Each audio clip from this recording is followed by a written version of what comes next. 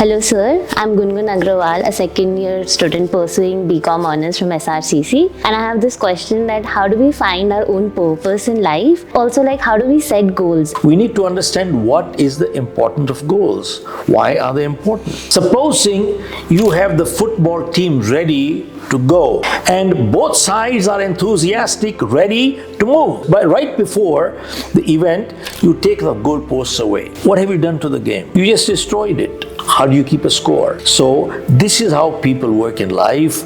Tell me, how can you reach a destination that you don't have? Because you have no destination. So this is how people operate, and sadly, that is true.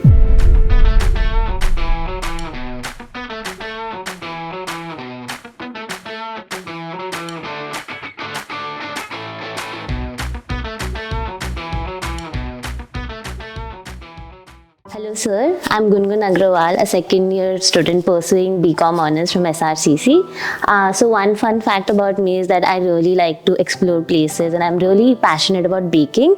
Right now I'm in my early 20s and I have this question that how do we find our own purpose in life and not get affected by the external noise that surrounds us, and also how do we set goals, and even if we are setting goals, how can we be very sure that this is what I want to do in the upcoming years? Okay, do you see how you define goals, Gungun, first to begin with? Do you think most people have goals in life? In fact, there was a study done which said only 3% of people in this world have goals. Most people have dreams and they think they have goals. Now, what's the difference? A goal is a dream with a deadline, clear direction, and a plan of action. That's called a goal. And sadly, most people don't have it. Now, look at this. First of all, before I answer your question, we need to understand what is the importance of goals. Why are they important? Supposing you have the football team ready to go and both sides are enthusiastic, ready to move. But right before the event, you take the goalposts away. What have you done to the game? You just destroyed it. How do you keep a score? So this is how people work in life. That means if you have no goal, tell me, how can you reach a destination that you don't have? Because you have no destination. How can you reach? So this is how people operate, and sadly, that is true. Now, many times in life, people have useless goals also. Now, you just asked on the word the purpose. What's the purpose? Goals can be short-term, mid-term, long-term. Short-term 1 year, mid-term 3 years, long-term 5 years. Now, what's a purpose in life? A purpose is a lifetime goal. Now, how do you define your purpose? Supposing I was age 100 today, and if I were to look at my life 100 years, what is it that I want to say is my accomplishment? That's my purpose. So, purpose is your ultimate goal. And all our short-term, mid-term, long-term goals should lead us to our purpose. That is called alignment. Unless there is alignment, you can never reach them. The easiest way I can share with you is how to do goal setting. In fact, why don't more people have goals to begin with? One, they have never been taught the importance of goal setting. And two, there was a study done that people who had written goals, by and large, 80 to 90% people achieve their goals. They do achieve. So somehow goals act as a magnet. They pull you towards them and you achieve your goals. Okay. Now, why don't people have goals? One, they have never been taught the importance of goals. Two, there is fear of rejection. What if I don't make it? If I tell this is my goal and I don't make it, I feel rejected. Fear of failure. What if I lose? What if I don't make it? And there are multiple other reasons why they don't make. So they don't set goals.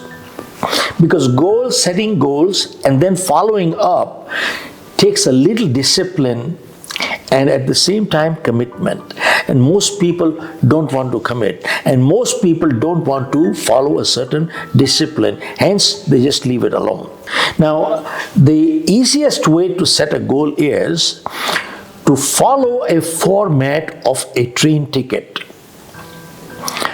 What does a train ticket do? It tells you your starting point, finish point, starting date, finish date, starting time, finish time, distance, seat, travel, price. What else do you need? This is your entire goal setting activity. That's about it. Now, if you follow the format of a train ticket, you don't need a consultant. You've done the job. But yes, there is something called, in goal setting, called SMART goals. SMART stands for goals should be specific, measurable, achievable, realistic, and time-bound. Means what? See, if I say, I want to lose weight, is that a goal? Answer is no. It's not specific, nor measurable, nor time-bound. So, but if I say, I want to lose 10 pounds by 15th March, that is specific, measurable, achievable, realistic, and time-bound. Now, let me ask you, if I say I want to lose 10 pounds by March 15th, tell me, can I lose all 10 pounds on 14th March? No. So that means it won't work that way. That means if I have to achieve my goals, I must start right now, this minute. And gradually as we go along. And we must make incremental steps. Don't make your goal huge. Make incremental daily goals. A yearly goal should be divided into 6 monthly, quarterly, monthly, weekly, daily, hourly. That's how you do it. And then you keep achieving your hourly goal and keep your yearly goal in front of you and keep moving. But remember, the day you don't meet your daily goal and you think you will make it up tomorrow, sorry, you can't do it. You know why? Because time is a perishable commodity. You can't do it. You got to do it right there. So make small, little goals. Achieving a little goal is a lot easier than achieving a big goal. And every time you achieve a little goal, you feel good. It motivates you to achieve the second one, and the third one, and the fourth one. See, if you hit a big goal and you don't achieve, you feel demotivated. And supposing I say, I want to be happy. Is that a goal? How do you measure happiness? Now keep in mind, anything that cannot be measured, you can never in life achieve it. Now, how do you measure happiness? It's difficult to measure. But can you convert it into a goal? Answer is yes. How do you convert it? Ask yourself, what would give me happiness? And if the answer is that if I spend an hour a day with my family, that'll give me happiness. An hour a day with my family is specific, measurable, everything right there. That immediately converts an abstract into a measurable goal. If it is not measured, you can never in life achieve it. Okay? And same thing is realistic, attainable, achievable. Now, if a goal is easily within reach, is it motivating? Answer is no. A goal should be a stretch goal. You must stretch to achieve that goal. That means goals should be slightly out of reach, but not out of sight. Out of reach is motivating, out of sight is demotivating. Realistic and time-bound. There must be a finish date and a starting date to a goal. Now keep in mind, a goal can never be open-ended. Objectives are open-ended in life. Goals can never be open-ended. There's always a starting date and a finish date. And all I can say is that there is a study, I believe it is from Yale University, which said that the class of 1953, when they graduated, only 3% people had written goals. And 20 years later, they had a class reunion. And it was found that the 3% people who had written goals, when they graduated, they were worth in excess of 97% put together. And keep in mind, people who don't have goals, they always work for people who have goals. I repeat, people who have goals in life, they hire others. People who have no goals in life, they always work for people who have goals in life. So all I can say to you is in closing, get your goals right. And keep also one thing in mind. Your goals should be specific, measurable, all those things we talked about. But most important, your goals should be value-based. Your goals should be value-based. See, many times people say, how can every goal be value-based? I reverse the question. How can it not be value-based? How can it not be value-based? So I'll just share with you one little story and I'll close it here. See, if it's not value-based, it'll come and haunt you. See, there are two kinds of tragedies in life. One, getting what you want, and second, not getting what you want.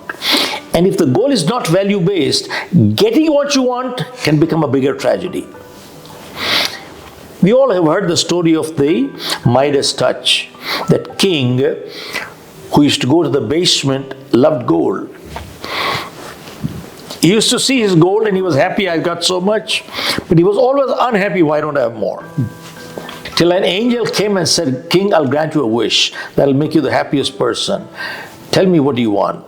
He said, anything I touch you turn into gold. He said, you got it. Next morning he woke up, touched the table, touched the chair, touched everything. Everything turned into gold. He said, boy, I'm the happiest person on earth. Till how long? Till his 5-year-old daughter came running to him. And he touched her, she turned the golden statue. And he sat down and he started crying. And that angel came back again and said, King, why do you cry? You should be the happiest person on earth. The king said, no.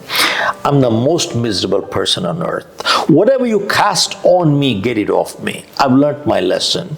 And the angel cast the spell off. And now the king became a happy person again. Now I want to close this with asking you 2 questions. Tell me, the king got a second chance in life, didn't he? Yes. Yeah? Second thing, you and I are not kings. And many times in life, we don't get second chances. Make sure your goals are value-based. Good luck. Thank you so much, sir. All right. Thank you, Gungun. Remember, winners don't do different things. They do things differently. Folks, if you like, please subscribe and follow.